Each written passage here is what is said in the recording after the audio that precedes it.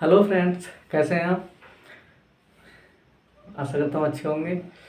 और मैं मनोज एक बार फिर स्वागत करता हूँ आपका अपने चैनल कुछ अच्छा कुछ बुरा में। और सबसे पहले तो मैं आप लोगों से क्षमा प्रार्थी हूँ भाई। और क्योंकि काफ़ी समय के लिए मेरा वीडियो रोकना पड़ा, तो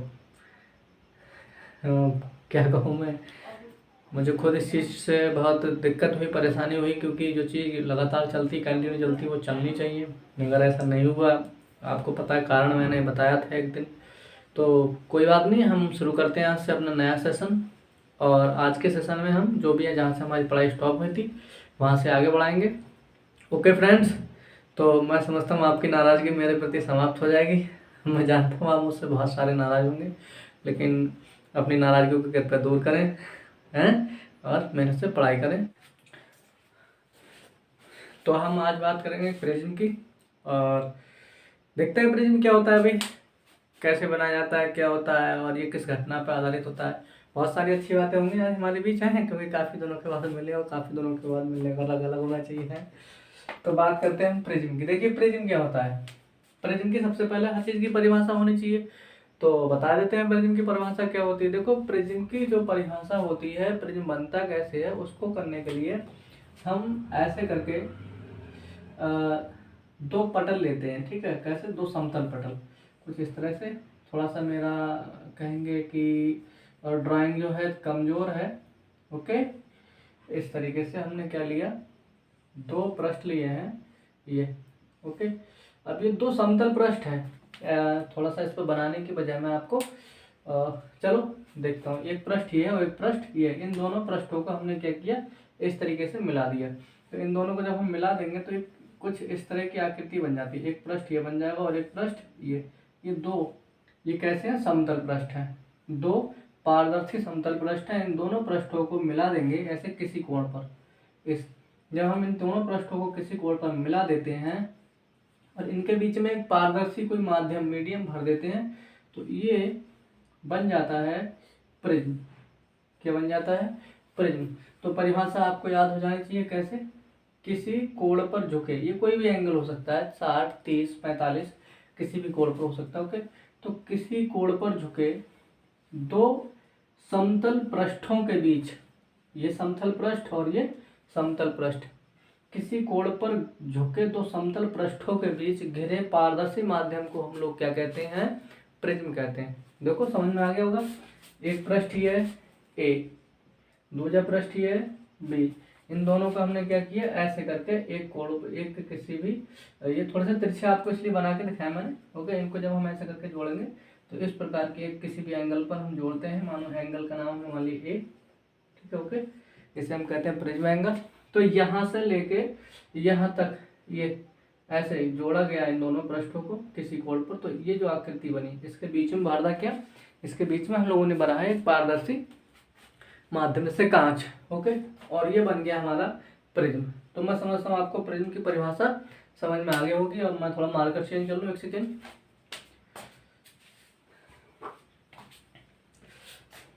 तो ये तो थी प्रिज्म की परिभाषा। ओके, बाई प्रैक्टिकल ये दो पृष्ठ हैं। मैं अपने हाथ से बता देता हूँ आपको। ये क्या है, दो पृष्ठ हैं, कैसे, समतल सीधे पृष्ठ हैं, पारदर्शी पृष्ठ है। एक पृष्ठ ये है और एक पृष्ठ ये है। इन दोनों पृष्ठों को मैंने किसी कोण पर ऐसे मिला दिया, तो ये क्या बन गया, इनकी जो आकृति, इसके बीच में कुछ भी भर दो, पारदर्शी मीडियम। ठीक है, तो ये पूरी आकृति बनेगी इस तरीके से। एक पृष्ठ ये है, एक पृष्ठ ये है, इन दोनों को ऐसे मिला दिया, इनको मिलाया, तो ऐसे करके एक आकृति बनी। और उसी आकृति को हमने क्या कह दिया, प्रिज्म कह दिया। ये ओके, ये क्या बन गया, प्रिज्म बन गया। अब इनके जो पृष्ठ है ये क्या कहलाएंगे, क्योंकि ये प्रिज्म जो होता है इस किस घटना पर आधारित होता है, अपवर्तन। प्रिज्म द्वारा क्या होता है, प्रकाश प्रकाश का क्या होता है, अपवर्तन। प्रकाश का क्या होता है, अपवर्तन होता है। ठीक है, तो इसके जो पृष्ठ हैं ये इन पृष्ठों से तो होगा, तो इन पृष्ठों को, इस वाले पृष्ठ को और इस वाले पृष्ठ को, इसको कहते हैं अपवर्तक पृष्ठ। अपवर्तक पृष्ठ। कौन सा अपवर्तक पृष्ठ है? ये वाला भी क्या है? अपवर्तक पृष्ठ। इस अपवर्तक पृष्ठ क्यों कहा गया? क्योंकि यहाँ से इन पृष्ठों से प्रकाश का क्या होता है? अपवर्तन। और अपवर्तन आप समझते हैं, अपवर्तन का मतलब क्या होता है? अपवर्तन कहीं भूल तो नहीं गया? काफी समय हो गया पढ़े हुए। तो अपवर्तन का जो मतलब होता है, प्रकाश की किरण एक माध्यम से दूसरे माध्यम में जाती है तो अपने मार्ग से कैसी होती है? विचलित होती है। उसे हम कहते हैं अपवर्तन। ओके, तो प्रकाश की किरण इस रास्ते से यहाँ वायु होगी और कांच में जाएगी तो अपने रास्ते से भटक जाएगी, तो वो हो जाता है क्या? अपवर्तन। अब हम बात करते हैं आखिर अपवर्तन होता कैसे है। तो प्रिज्म की परिभाषा समझ में आ गई होगी। प्रिज्म की परिभाषा जो होती है, किसी भी कोण पर झुके दो पारदर्शी समतल पृष्ठों के बीच घिरे समांग पारदर्शी माध्यम को हम लोग क्या कहते हैं? अब प्रिज्म कहते हैं। और प्रिज्म के जो पृष्ठ होते हैं उन्हें कौन सा पृष्ठ कहते हैं? हम लोग परावर्तक पृष्ठ कहते हैं। और जो कोण होता है ऊपर वाला जिस पर झुके होते हैं उसे कहते हैं प्रिज्म कोण। ओके, एक बार फिर से बता दूं, ये जो है ये क्या है? अपवर्तक पृष्ठ। अपवर्तक पृष्ठ, ये वाला जो एंगल होता है ये, इससे हम लोग कहते हैं इस वाले एंगल को क्या? प्रिज्म कोण। सॉरी, प्रिज्म कोण। ये जो कोण बनता है ये वाला, जिस कोण पर ये दोनों झुके होते हैं, जिस कोण पर ये झुके होंगे उस कोण को क्या कहते हैं?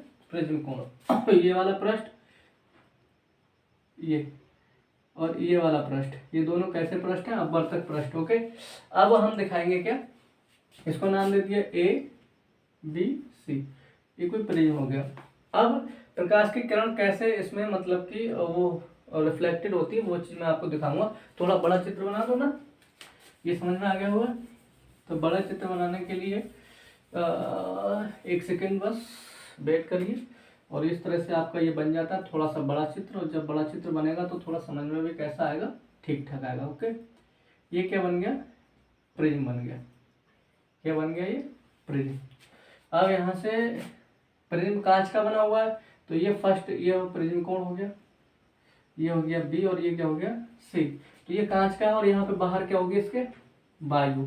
और अपवर्तन दो माध्यमों के बीच में होता है, तो ये मीडियम फर्स्ट हो गया। तो इसको कोने में लिख देता हूँ, ये मीडियम कैसा हो गया? सेकंड। ओके, अब प्रकाश की किरण यार ट्यों ट्यों करके ऐसे, ये क्या है? रे ऑफ लाइट, यानी कि प्रकाश की किरण। प्रकाश की किरण है ये, इसे हम क्या कहेंगे? आपतित किरण।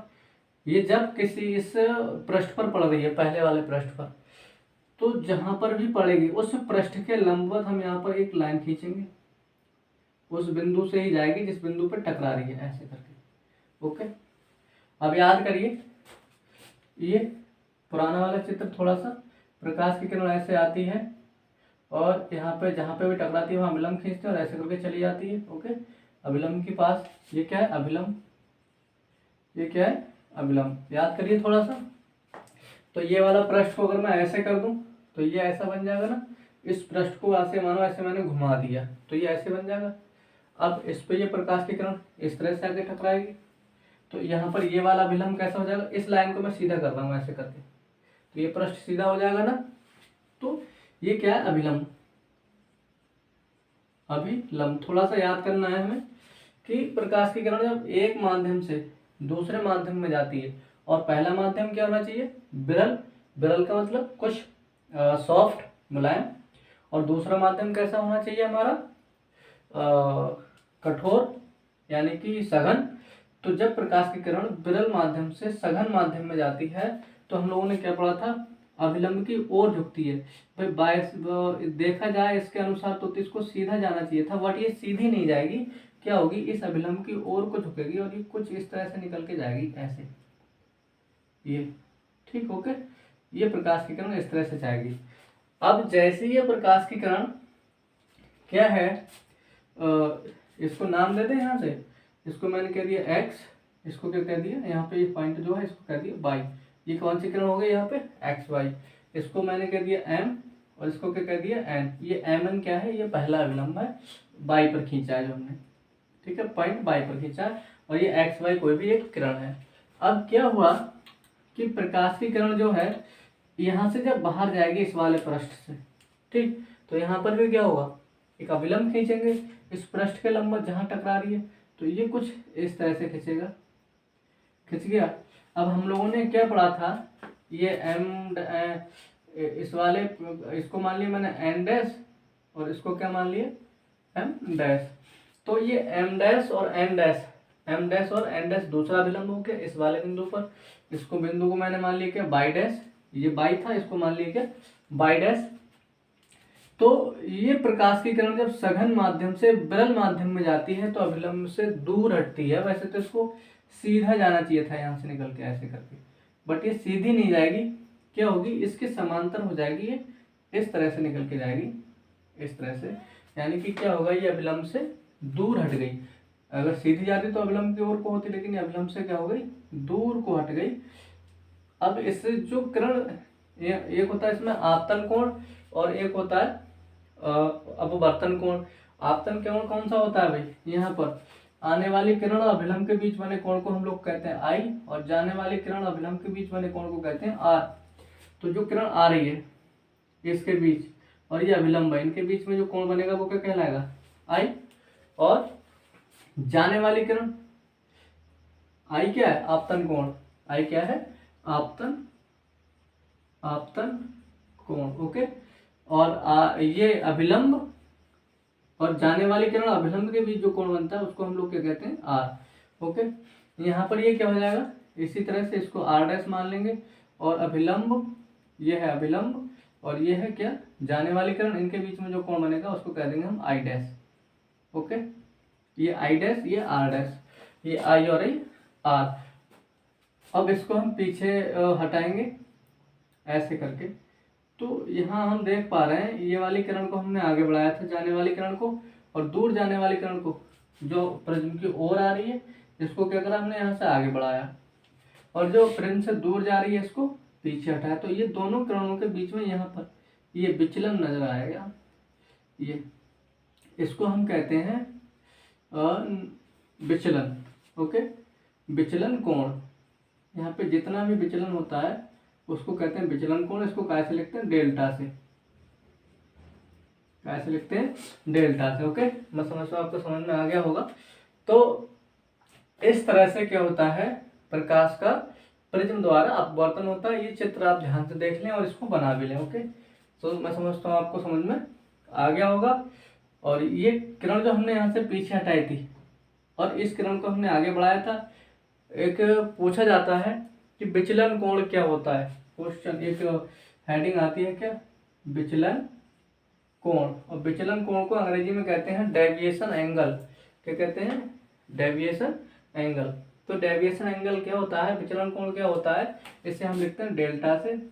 तो इसकी जो परिभाषा हो जाती है, प्रिज्म की ओर आने वाली किरण को आगे बढ़ाया जाए और प्रिज्म से दूर जाने वाली किरण को पीछे हटाया जाए, किरण एक्स वाई को आगे बढ़ाने पर, और किरण वाई डैश और यह एक्स डैश को किरण एक्स वाई को आगे बढ़ाने पर और किरण एक्स डैश और वाई डैश को पीछे हटाने पर ये किरणें आपस में किसी कोण पर मिलती हैं, और जिस कोण पर मिलती हैं उसी कोण को हम लोग क्या कहते हैं, ये वाला जो कोण है, ये इतना छोटा दिख रहा है आपको, ये कोण क्या कहलाएगा विचलन कोण कहलाएगा। इसको कैसे लिखते हैं डेल्टा से लिखते हैं।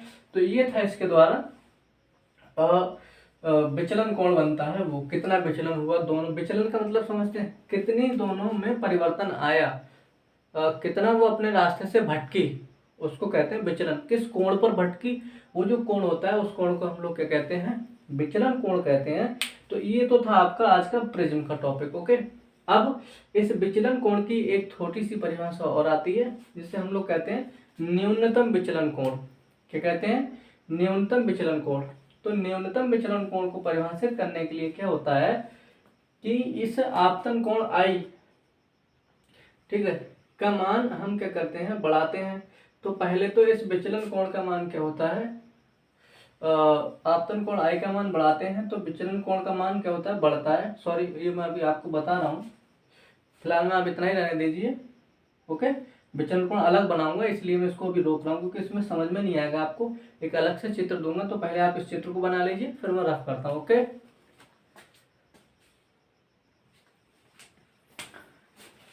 आगे हम बात करते हैं न्यूनतम विचलन कोण की। विचलन आपको समझ में आ गया होगा, आने वाली किरण को आगे बढ़ाया जाए और दूर जाने वाली किरण को पीछे हटाया जाए तो दोनों किरणों के बीच में जो कोण बनता है उसको कहते हैं विचलन कोण। अब बात आती है न्यूनतम विचलन कोण की। तो हम लोगों ने इसको समझाने के लिए मैंने यहाँ पे ग्राफ बनाया हुआ है, ये एक्स और ये क्या है वाई। ठीक, इधर को जो है ये है विचलन कोण का ग्राफ, इधर से मैं लिख दे रहा हूँ, ये क्या है विचलन कोण, ठीक है। और ये क्या है आपतन कोण, आपतन कोण। इसे क्या कहते हैं आई और इसे क्या कहते हैं डेल्टा। ओके, समझ में आता होगा ये क्या है, ना समझ में आए तो बता देना। ये डेल्टा और ये क्या है आई, आई क्या है आपतन कोण और यहाँ पे क्या है विचलन कोण। तो देखिए सबसे पहले जब आई का मान कितना है 10, ये ध्यान रखना विचलन कोण जो होता है उसका मान आपतन कोण पर निर्भर करता है। ओके, विचलन कोण का मान किस पर निर्भर करता है आपतन कोण पर, यानी कि डेल्टा का मान जो होता है किस पर डिपेंड करता है आई पर। वेरी डेल्टा क्या है विचलन कोण और आई क्या है अपवर्तन कोण। ओके, तो आई का मान जब 10 है तो ऊपर देखेंगे यहाँ पर ये 50 के समथिंग ऐसे करके यहाँ पे, और हम क्या करेंगे अब इस आई के मान को बढ़ाएंगे, यानी कि आई के मान को हमने यहाँ बीच में ऐसे करके 25 किया।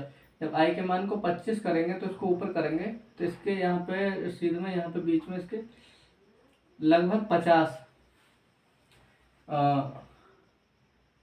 क्या हुआ आई के मान को जब हमने बढ़ाया, ठीक है 25 किया, वो सॉरी 10 से 15 किया, आई के मान को हमने क्या किया 10 से बढ़ा के यहाँ पे बीच में क्या हुआ 15। ओके, जब 15 किया तो इसका डेल्टा का मान जो था वो क्या हुआ 50 से घट के कितना हो गया, सॉरी 80 है, ये थोड़ा समझ में नहीं आया 80। तो ये इसका मान क्या हुआ 80 से घटकर कितना आ गया 60 के और 40 के बीच में, यानी कि यहाँ 50 आ गया। मतलब यहाँ हमने आई के मान को इंक्रीज किया था यानी कि बढ़ाया था, तो डेल्टा का मान क्या हुआ कम हुआ। आई के मान को हमने और बढ़ाया, क्यों, ये डेल्टा किस पर डिपेंड करता है आई पर। हम किसके मान को घटाएंगे बढ़ाएंगे, आई के मान को जब घटाएंगे बढ़ाएंगे तो डेल्टा का मान घटेगा या फिर बढ़ेगा। तो होगा क्या, जब हम आई के मान को और बढ़ाएंगे, आई का मान हमने और बढ़ाया इसका 20 कर दिया, तब क्या हुआ डेल्टा का मान और नीचे आ गया लगभग 40। ये देखिए आप। ओके, तो हम लगातार ये देख रहे हैं कि हम जब आई के मान को बढ़ा रहे हैं तो डेल्टा का मान क्या हो रहा है नीचे की ओर घटता चला जा रहा है। 80 से 50 हुआ, 50 से क्या हो गया 40 हो गया। अब इसके बाद हम क्या करेंगे आई के मान को और घटाएंगे, तो हमने इसको 35 किया और जब 35 किया सॉरी 25 35 नहीं क्या ये यहाँ पे 10 के बाद 15 आएगा, कितना आएगा 15 और यहाँ पे कितना आएगा 25। 20 के बाद जैसे हम इसको 25 करते हैं तो यहाँ पर इसका मान कुछ ऊपर यानी कि 40 से थोड़ा सा ऊपर हो जाता है। ये देखिए ये वाली लाइन। ओके, अब यहाँ से हमने क्या देखा कि आई का मान जब पहले हम बढ़ा रहे थे, ठीक 10 से 15, 15 से 20, 20 से कर रहे थे, तो इसका मान 80 से 50, 50 से 40 और 40 से नीचे भी कुछ आया है। लेकिन हमने यहाँ पे आई के मान को और बढ़ाया 30 किया, हम सीधे सीधे 40 कर दे रहे हैं। ओके, जब हम आई के मान को 40 कर रहे हैं और या फिर इसके बीच में 30 कर रहे हैं या 35 कर रहे हैं, तो ये ग्राफ ऊपर को उठने लगा दोबारा से इस तरीके से, फिर से कहाँ लौट गया 80 पर। तो हमने यहाँ पर क्या देखा कि हमने आई के मान को पहले बढ़ाया था तो डेल्टा का मान पहले तो घटा था, लेकिन आई के मान को एक निश्चित मान से किससे ये 20 से ज्यादा बढ़ाने पर क्या हुआ डेल्टा का मान बढ़ने लगा। तो ये जो मान है आई का 20, ठीक है, आपतन कोण इस निश्चित मान के लिए जो भी विचलन कोण होगा उसको हम क्या कहते हैं न्यूनतम विचलन कोण कहते हैं, यानी कि आपतन कोण के उस कम से कम मान के लिए, ठीक है, डेल्टा का जो भी मान होता है आई के कम से कम मान के लिए डेल्टा का जो कम से कम मान होता है उसको हम लोग क्या कहते हैं न्यूनतम विचलन। न्यून मान होता है कम, कम से कम विचलन कहते हैं। ओके, ध्यान से सुनेंगे। हमने क्या किया आई के मान को बढ़ाया था तो डेल्टा का मान स्टार्टिंग में पहले वाली कंडीशन में कम हुआ था, और 10 करा था हमने तो 80 था, आई का मान 10 था, डेल्टा का मान कितना था 80। आई का मान 15 करा, डेल्टा का मान कितना आ गया, यहाँ मैं लिख दे रहा हूँ 50। ये वाला जो ग्राफ आप देख पा रहे हैं ये किस पे, 15 पे। इसके बाद आई का मान हमने और 20 करा तो और 50 से कितने पे आ गया डेल्टा का मान 40 पे, यानी कि डेल्टा का मान घटता चला आ रहा है, आई का मान बढ़ रहा है। लेकिन जैसे ही हमने आई का मान 20 से 25 करा, डेल्टा का मान 40 से 42 हो गया, ठीक। और आगे करा 25 से 30 करा आई का मान, तो डेल्टा का मान कितना हो गया 60 हो गया। और आगे करा 30 से 40 करा तो कितना हो गया 80 हो गया। इससे हमें ये पता लगा कि आई के मान को बढ़ाने पर पहले डेल्टा का मान घटता है और एक निश्चित मान के बाद क्या होता है, बढ़ने लगता है। इसी निश्चित मान को हम लोग क्या कहते हैं, डेल्टा के इस निश्चित मान को हम कहते हैं न्यूनतम विचलन कोण। ओके, समझने का प्रयास करना, वीडियो को अगेन अगेन देखना तो आपको समझ में आ जाएगा। जब एक बार में ना आए तो 2 बार में देखना। ओके, तो आज के लिए इतना ही। और अगर समझ में ना आए वीडियो तो कमेंट बॉक्स में बताएं। बाकी लाइक करें, शेयर करें, जितना ज़्यादा आप शेयर करेंगे और चैनल को सब्सक्राइब कराएं तो उतने ज़्यादा लोगों का कल्याण होगा भाई, आपके दोस्तों को पता लगेगा, वो भी पढ़ेंगे। और अगर आपको समझ में आता है तो, नहीं करेंगे तो भी कोई बात नहीं है। मेरा मकसद है गरीब बच्चों तक अपना वीडियो पहुंचाना। और इसी के साथ जय हिंद, जय भारत, बाय दोस्तों।